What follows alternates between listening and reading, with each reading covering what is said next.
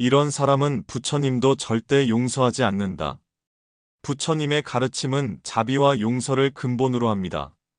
그러나 모든 것을 무조건 용서하신다고 생각하는 건 큰 오해입니다. 어떤 업은 너무나도 무겁고 그 과보는 피할 수 없습니다. 특히 스스로 죄를 지었음을 알고도 반성하지 않는 자, 다른 이에게 끊임없이 해를 끼치며 그것을 즐기는 사람. 이런 이는 부처님조차 외면하신다고 경전은 전합니다. 부처님께서는 말씀하셨습니다. 삼세의 업은 누구도 대신할 수 없나니 스스로 지은 업은 스스로가 받는다. 그렇다면 어떤 이가 부처님의 자비에서조차 멀어질까요? 첫째, 참회하지 않는 자입니다. 사람은 누구나 실수하고 잘못을 저지를 수 있습니다.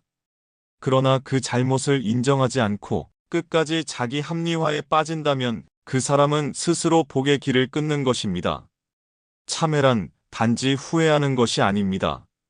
마음 깊이 잘못을 깨닫고 그것을 다시는 반복하지 않겠다는 다짐을 의미합니다. 부처님께서는 말씀하셨습니다. 참회하는 마음에는 복이 다시 깃든다. 둘째, 고의로 중생을 해하는 자입니다. 다른 사람을 속이고 괴롭히며 그것을 권력이나 능력처럼 착각하는 사람들.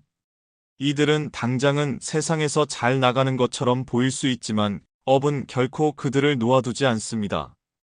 다른 이의 눈물을 밟고 올라선 자는 반드시 자신이 흘릴 눈물로 갚게 됩니다. 셋째, 법을 업신여기는 자입니다. 여기서 말하는 법은 단지 불교의 가르침만이 아닙니다. 세상의 올바른 도리, 선한 길, 양심의 소리까지 포함합니다. 부처님의 법을 조롱하고 남의 선함을 무시하며 오히려 악을 미화하는 사람은 자신의 복을 스스로 파괴하는 자입니다. 부처님은 이런 자를 향해 경고하십니다.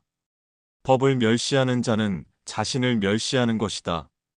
이어서 네 번째 유형은 자신의 죄를 은폐하고 남을 비난하는 자입니다.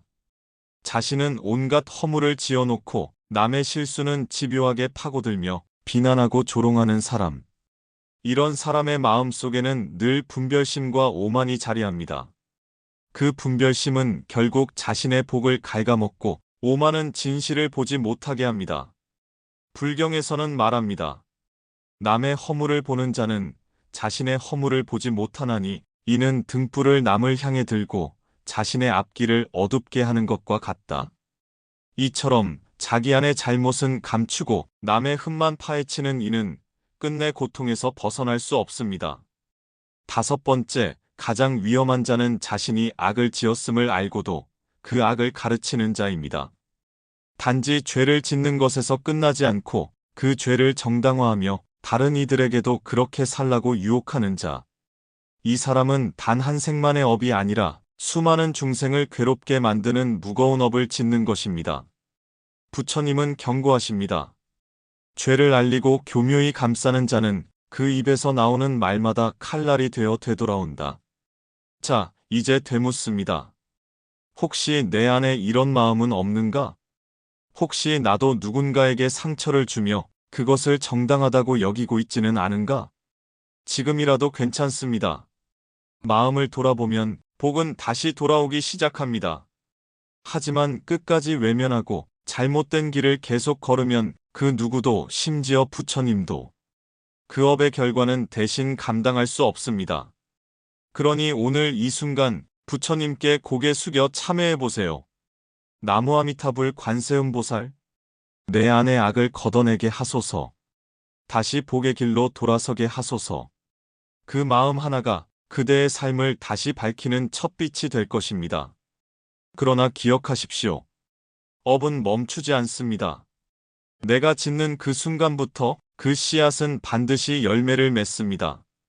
그 열매가 고통일지 평온일지는 오직 나의 마음과 선택에 달려 있습니다. 그래서 부처님은 끝없이 말씀하십니다. 지금 이 순간의 마음이 미래를 만든다. 여섯 번째 유형은 자비를 가장하여 사람을 이용하는 자입니다.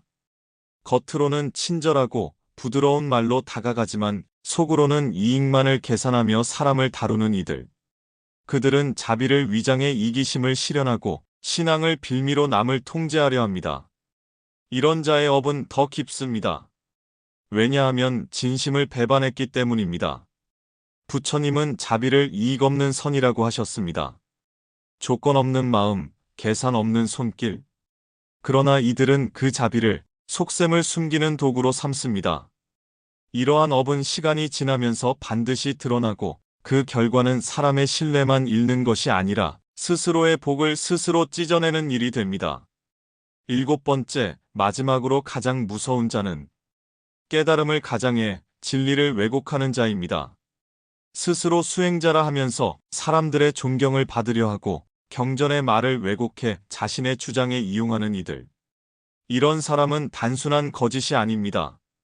중생을 진리에서 멀어지게 만드는 가장 무거운 죄를 짓는 것입니다. 부처님께서도 말씀하셨습니다. 거짓 수행자는 백천겁의 고통을 피할 수 없다. 왜냐하면 진리를 가리면 중생 전체의 빛을 가리는 것이기 때문입니다. 그 업은 무겁고 깊으며 자신이 깨닫지 못한 채로 반복되는 고통을 낳습니다. 지금까지 이야기한 7가지.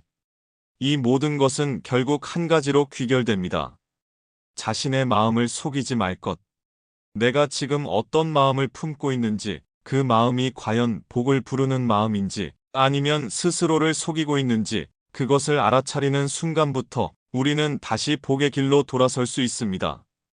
부처님은 늘 그 자리에 계십니다. 용서란 반성하는 마음 위에만 주어지는 것임을 아십시오. 진심으로 돌아서면 업도 그 길을 멈춘다. 이것이 부처님의 자비요, 정의입니다.